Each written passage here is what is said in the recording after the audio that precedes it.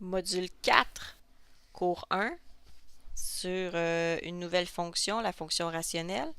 Ben voilà, présentation des rôles et des paramètres. Premièrement, on va te présenter la fonction rationnelle qui est de la forme 1 sur x, puis on va essayer de la placer dans le graphique en utilisant quelques points clés pour vérifier un petit peu comment réagit cette fonction-là. On pourrait commencer par le point 1, puis se rendre compte que ça fait 1 sur 1. Donc, on arrive à 1y égale à 1. Donc, c'est une fonction qui commence assez facile avec 1, 1. On grossit le x avec 2. Si on grossit le x avec 2, on arrive à 1 demi. Oui, je vais le laisser sous la forme 1 demi. Donc, à 2, on est à 1 demi. Bon, on va grossir rapidement, là. On veut avoir une bonne idée rapidement ce que ça fait. Donc, à 5, 1, 2, 3, 4, 5, je suis déjà rendu à 1 cinquième. On n'est vraiment pas loin. Ben, à 10, surprise, on va être à 1 dixième. Puis à 1000, ben, on va être à 1 millième. Puis ben, à 100 000, on va être à 1 cent millième. Fait quand on va être rendu extrêmement loin dans les X, on va être extrêmement petit. À la limite, on touchera jamais à l'axe des X parce qu'on sera jamais assez loin. On va aller, nomme le plus grand chiffre que tu peux. On touchera jamais au X parce que ça va être 1 sur ce très grand chiffre. Je pourrais t'expliquer plus profondément qu'est-ce que ça fait avec des limites, des trucs de cégep. Je le ferai pas. Mon but, je vais arrêter là. Fait que dans le fond, le graphique, plus il avance, plus il se rapproche de l'axe des X sans jamais y toucher. On appelle ça suivre une asymptote. Oui, il faut que tu apprennes ce mot-là, le mot asymptote. Et à la verticale, c'est à la verticale. Plus tu rapetisses ta valeur de x, ça va faire à peu près essentiellement la même chose. Donc, si je prends une demi comme valeur de x, je vais avoir 1 sur une demi, ce qui est équivalent à 1 divisé par une demi, ce qui est équivalent à 1 multiplié par 2 unièmes. Donc, c'est 2. Donc, si j'ai une demi, je suis rendu à 2. À une demi, je suis à 2. Ben, à 1 cinquième, je vais être à 5. Ben, à 1 dixième, je vais être à 10. À 1 centième, je vais être à 100. Et on continue jusqu'à l'infini. Donc, je vais monter graduellement en me rapprochant toujours de l'axe des Y sans jamais y toucher. On appelle ça suivre une asymptote. Donc, il y a deux asymptotes. L'asymptote horizontale et l'asymptote verticale. Mais on n'a pas fini. On n'a même pas été voir les négatifs encore. Bien, premièrement, on va faire les négatifs en premier. Donc, si je me mets à moins 1, ça va faire 1 sur moins 1. Donc, moins 1. Un beau petit point ici. Je ne ferai pas tous les points. Je vais arriver rapidement à moins 5, ce qui va faire moins 1 cinquième. Oups, j'ai pas mis mon moins à la bonne place. Moins 1 cinquième. Donc, à moins 5, moins 1 cinquième. 1, 2, 3, 4, 5. Oups, ici. Puis, à 1 cinquième, moins 1 cinquième, je vais être à moins 5. Donc, ça va faire comme une espèce d'image miroir à la première, mais en passant par le troisième cadran. Et plus je monte, plus je vais me rapprocher de l'axe des Y, plus je recule, plus je vais me rapprocher de l'axe des X, sans jamais y toucher. Qu'est-ce qui se passe si je mets un X égale à 0? Ben, ça me fait 1 divisé par 0. Si tu fais ça sur ta calculatrice, tu vas avoir une erreur. Pour la simple et bonne raison qu'algébriquement, 1 sur 0 égale x. Qu'est-ce qui vaut 1 sur 0? Fais l'exercice fois 0 d'un bord fois 0 de l'autre. On utilise la méthode de la balance. 1 égale x fois 0. Ben oui, quoi fois 0 donne 1?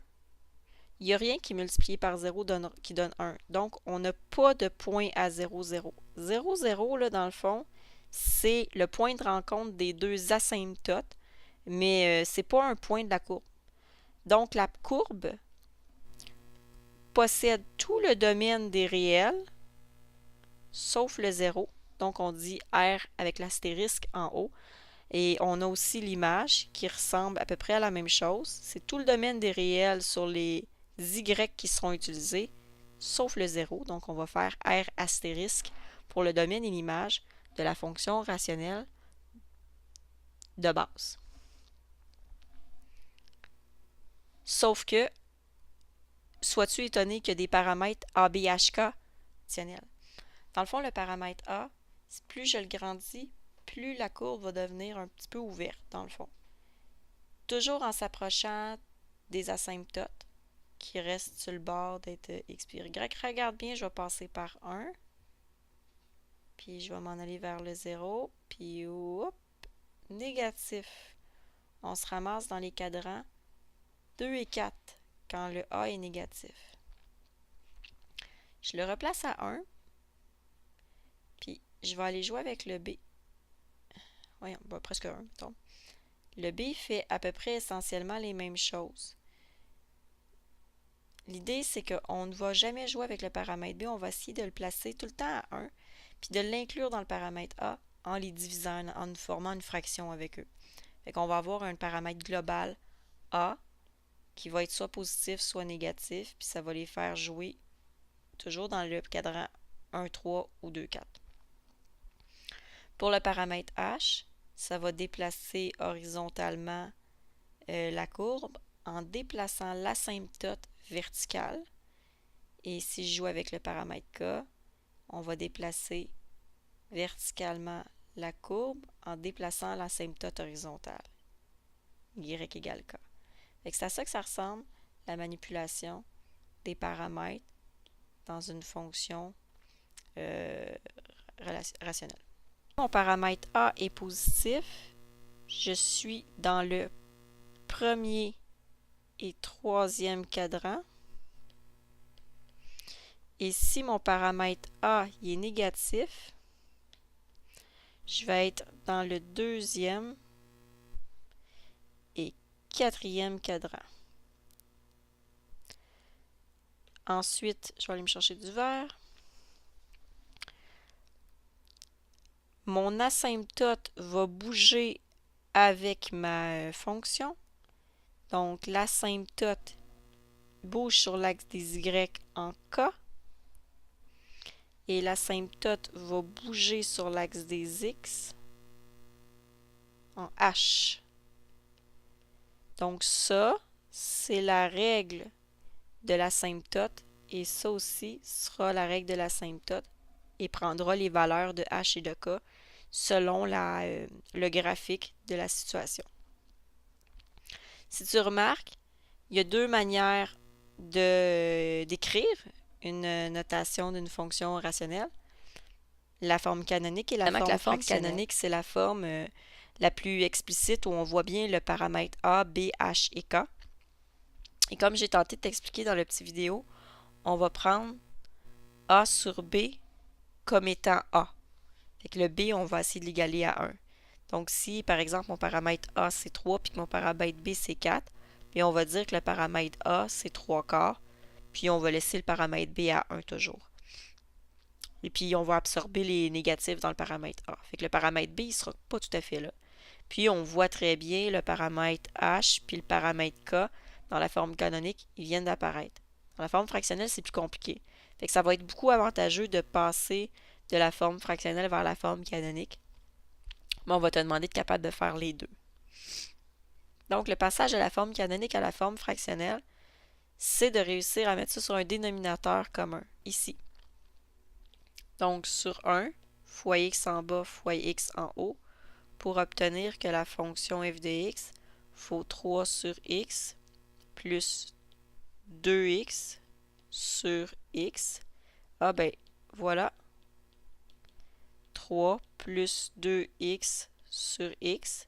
Et je vais juste placer le 2x en avant pour bien illustrer ma forme fractionnelle. Je t'en fais un deuxième. Cette fois-ci, le dénominateur doit être de x plus 1. Donc, fois x plus 1 en bas, fois x plus 1 en haut. On va arriver à une fonction g de x qui est égale à moins 2 sur x plus 1. Moins 3 fois x, moins 3x. Moins 3 fois moins 1, moins 3. Sur x plus 1. Je peux donc conclure moins 2, moins 3x, moins 3 sur x plus 1. Et on regroupe moins 2 et moins 3 pour obtenir moins 5. Donc, moins 3x, moins 5 sur x plus 1. Ça devient la belle forme fractionnelle. On n'a pas fini! Il reste le passage de la forme fractionnelle à la forme canonique. Eh bien, on se souvient de notre primaire encore une fois. Si j'avais 25 morceaux de chocolat que je partage en 4 amis, ça veut dire que j'ai 6 morceaux pour chacun de mes amis, ce qui va utiliser 24 morceaux. Il va m'en rester un. Ben, en fait, il me restera un morceau pour 4 amis. Fait qu'il va me rester un quart. On va pouvoir écrire ça comme ça. 6 morceaux plus un quart par ami, mettons. Donc, je vais utiliser la division en crochet pour faire une division de binôme. Donc, 3x plus 1. On va diviser ça en division en crochet pour revenir à notre écriture canonique. Combien de x rentre dans 3x? 3 fois x. 3x moins 3. Je soustrais le deuxième binôme du premier binôme pour obtenir qu'il n'y a plus de x. Ça fait 1 moins 3, 4. Donc, reste 4 sur le dividende x moins 1. Je replace ça dans l'ordre. La fonction sera 4 sur x moins 1 plus 3. Je peux maintenant voir mes super paramètres A, B, H et K apparaître. Le paramètre A, le paramètre B devant le x, le paramètre H et le paramètre K. Je pourrais tracer rapidement une mini esquisse de la fonction en traçant le paramètre h à 1 et le paramètre k à 3. Fait que le 1, 3 serait le sommet des deux asymptotes, du croisement des deux asymptotes. Le h qui est à 1 crée la première asymptote. Le k qui est à 3 crée l'asymptote horizontale. J'ai un taux de variation. J'ai un paramètre A positif, donc je serai dans les premiers et troisième cadran créé par les asymptotes. Et voilà à quoi ressemblerait la fonction. Eh bien, on en fait un autre. On devrait avoir compris le principe. Donc, toujours par une division par crochet de deux binômes, moins 2x moins 5 divisé par x plus 2. On va se demander combien de x rentre dans moins 2x. Et là, moins 2 fois moins 2. Moins 2 fois 2, pardon, moins 4. On va soustraire le deuxième binôme du premier binôme, donc moins 2x, moins 2x, il n'y en a plus. Moins 5, moins 4, il va rester moins 1. Donc, il reste moins 1 sur le dividende x plus 2. Je replace tout ça joliment avec moins 1 sur x plus 2, moins 2, A, B, H et K. Un A de moins 1, un B de 1, un H de moins 2 et un K de moins 2. Une rapide esquisse de la patente, moins 2, moins 2. Donc, on a notre asymptote verticale, asymptote horizontale. On n'est pas dans les premiers, troisième cadrans, mais bien dans les deuxième et quatrième cadrans. Fais bien attention de suivre tes asymptotes et de ne pas placer ça proche des x et y. Là, c'est pas là que ça va. Si tu me le fais là, je vais te mettre mal. Il faut vraiment que tu ailles longer tes nouvelles asymptotes que tu as dessinées dans ton graphique.